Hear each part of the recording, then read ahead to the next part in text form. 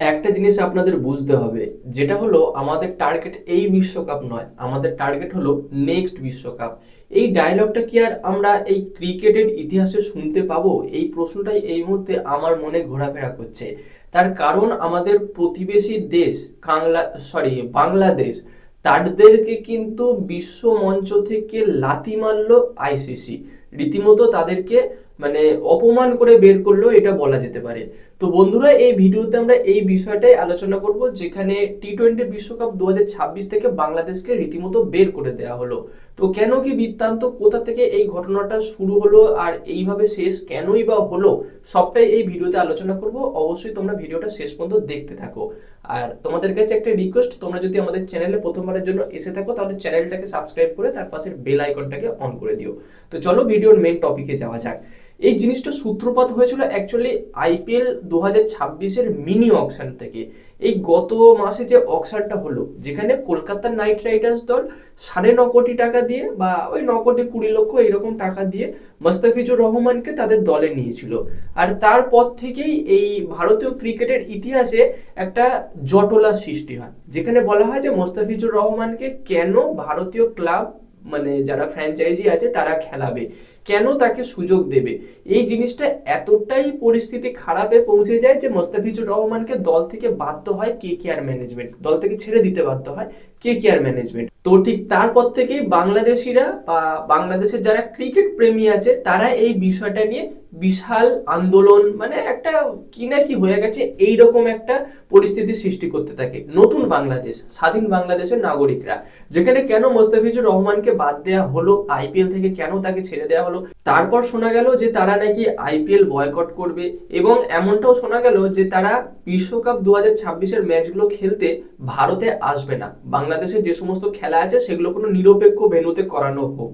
আর সেই উত্তরে বা তাদের সেই প্রস্তাবে কিন্তু আইসিসি বলে দিয়েছিল যে তোমরা এমন কোনো বড় দেশ নয়, তোমাদের এমন কোনো ক্রিকেট ইতিহাসে নাম নেই যে তোমাদের জন্য আমি আলাদা ভেন্যুতে নিয়ে যাব। তো সেই কারণে তোমাদের যদি খেলতে হয় ভারতে এসেই খেলতে হবে, আর যদি না খেলতে হয় তোমরা নাম তুলে নাও। তো এই বিষয়টা নিয়েও অনেক দিন ধরে জল্পনা কল্পনা, ঝুট ঝামেলা সবকিছু চলে, এবং তারপর শেষে আজকে, মানে আজকের দিনে এইটাই সিদ্ধান্ত আসে বাংলাদেশ ক্রিকেট বোর্ড যে তারা আসবে না, বা ভারতে তারা বিশ্বকাপ খেলবে না। তো দেখো অ্যাকচুয়ালি এইখানে জিনিসটা কি, যে বাংলাদেশ তারা ক্রিকেট এই জিনিসটাকে নিয়ে একটু বেশি লাফালাফি করতো। সেই একটা মামুনি বলেছিল যে কলা গাছকে সাপোর্ট করবো তবু বাংলাদেশ ভারতকে সাপোর্ট করব না। সেই জিনিসটা আশা করি তোমাদের সবারই মনে আছে, যখন বিশ্বকাপ অস্ট্রেলিয়ার কাছে হেরে গিয়েছিল ভারত, সেই সময় বলেছিল কি খুশি, কি উৎসব পালন করছে। তো এই বছর এই ইভেন্ট আয়োজন করছে ভারত আর শ্রীলঙ্কা মিলিয়ে, সেক্ষেত্রে কিন্তু এই বাংলাদেশকে অ্যাকচুয়ালি আসতে দেয়া হলো না, তারা বয়কট করলো, তারা আসবে না। এইটা অ্যাকচুয়ালি কিন্তু নয়, ইচ্ছা করেই তাদেরকে আনা হলো না, এটা আইসিসি ইচ্ছা করেই তাদেরকে পেছনে লাথি মেরে বার করে দিল, এটাই বলা যেতে পারে। আমার তো তাই মনে হচ্ছে। আর এই বিষয়ে তোমাদের কি মতামত তোমরা অবশ্যই কমেন্টে জানিও। আর এই কেন এটা মনে হচ্ছে আমার যে তাদেরকে ইচ্ছা করে আইসিসি বের করে দিয়েছে, সঠিক কাজ করেছে, সেটা তোমাদের একটু ব্যাখ্যা দিই। কারণ দেখো, যতক্ষণ পর্যন্ত এই আইপিএল এর অকশনটা হয়নি ততক্ষণ পর্যন্ত বাংলাদেশের কোনো কারোর মনে হয়নি যে ভারতে তাদের মানে নিরাপত্তা নিয়ে কোনো সমস্যা হবে, তারা বিশ্বকাপ খেলতে আসবে না, এইরকম কিছু। আইপিএল এ তাদের প্লেয়ারকে নিল না, আইপিএল মানে নেয়ার পরে তাদের আবার বাদ দিয়ে দিল, তারপরেই তাদের মনে হলো যে তারা ভারতে মানে আনসেফ ফিল করছে। যদি তারা সরাসরি বলতে পারতো যে কেন আমাদের প্লেয়ারকে এইরকম করা হলো, নেওয়া হলো তারপর ছেড়ে দেওয়া হলো, সেই কারণে আমাদের একটু মান সম্মানে লেগেছে তাই আমরা খেলতে যাব না, আমাদের একটা নিরপেক্ষ ভেন্যু দেওয়া হোক, তাহলে হয়তো আইসিসি বিবেচনা করে দেখতে পারতো যে তারা যে কারণটা দেখাচ্ছে তারা সেটা জাস্টিফাই কারণ আছে, কিন্তু তারা যে কারণটা দেখাচ্ছে তার কোনো জাস্টিফাই কোনো কিছুই নেই। যে তারা নাকি আনসেফ, তারা নাকি সুরক্ষিত নয় ভারতে, যেখানে নিউজিল্যান্ডের দল একদম সকালবেলা মানে প্লেয়াররা ঘুরতে বেরোচ্ছে একদম নর্মালি হাফ প্যান্ট পরে সুন্দরভাবে ঘুরছে, কোনো সমস্যা নেই।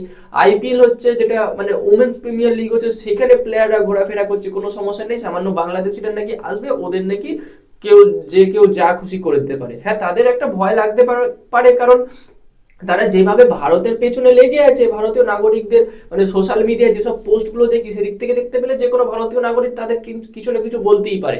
আর যখন বেশিরভাগ খেলা আর কি তাদের যেহেতু কলকাতায় আছে, আর কলকাতার ভাষাও বাংলা, বাংলাদেশের ভাষাও বাংলা, তাই গালাগালটা কিন্তু তারা ভালো রকম বুঝতে পারবে। মানে আমাদের কলকাতার লোক যে গালাগালটা দেবে তারা সরাসরি বুঝতে পারবে যে আমাদের দিচ্ছে, তো সেই সব দিক থেকে হয়তো বিচার করে তারা আনসেফ বলছে। কিন্তু এই যে বিষয়টা সোশ্যাল মিডিয়ায় কি হচ্ছে সেই বিষয়টার জন্য আমরা খেলতে যাব না, এই বিষয়টা কিন্তু তারা কোনোভাবেই ব্যাখ্যা বা প্রমাণ দিতে পারবে না। তাহলে তখন বেরিয়ে আসবে তোমরা কেন সোশ্যাল মিডিয়ায় এইরকম দেশ বিরোধী কথা বলছো, ভারতের পতাকার উপর দাঁড়াচ্ছ, পুড়িয়ে দিচ্ছ, এইগুলো কেন করছো, তখন এই বিষয়গুলো আসবে, সেই কারণে তারা ফেসে যাবে। তাই তারা কারণ দেখিয়েছিল যে আনসেফ থাকবে, কিন্তু আনসেফ থাকার কারণটা দেখাতে পারেনি। তো সেই দিক থেকে যদি তারা বলতে পারতো যে আমাদের প্লেয়ারকে অপমান করেছে তাই আমরা যাব না, তাহলে হয়তো একটা বিবেচনা করে দেখতে পারতো আইসিসি। আমার যেটা মনে হয়, আমার ছোট মাথায় যেটা মনে হয় সেটাই আমি তোমাদের সঙ্গে শেয়ার করলাম। আর এই বিষয়ে তোমাদের মতামত তোমরা অবশ্যই কমেন্টে জানিও। আর একটা ভালো খবর, আবার একটা নতুন দল আমরা দেখতে চলেছি এই বছর বিশ্বকাপে, যেটা হলো স্কটল্যান্ড।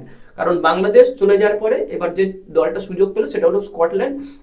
আশা করছি স্কটল্যান্ড ভালো খেলবে, একটা দুটো ম্যাচ যদি জিততে পারে তো সেটা ভালো লাগবে। নতুন কোনো দল আসবে, এসে একটা দুটো ম্যাচ যদি জিততে পারে সেটা বেশ ভালো লাগে, দুর্বল কোনো দল একটা দুটো ম্যাচ জিতলে। কিন্তু একটা বিষয় আমাদের লস হয়ে গেল, যে বাংলাদেশ যদি খেলতো তাহলে মোট কথা আমরা বিনোদনটা পেতাম, যে দর্শকরা এসে ম্যাচ হারার পরে নিজেই নিজের গালে জুতো মারবে, এই সমস্ত অনেক দৃশ্য দেখা যায় বাংলাদেশ খেললে, অনেক বিনোদন হয়। বাংলাদেশ মানেই বিনোদন ভাই, যাই বলো।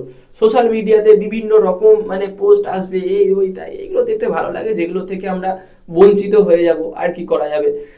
আর এইরকম মানে দূষিত জিনিস হয়তো ক্রিকেট ভগবানও চায় না যে হোক, সেই কারণে বাংলাদেশকে বের করে দিল আর কি।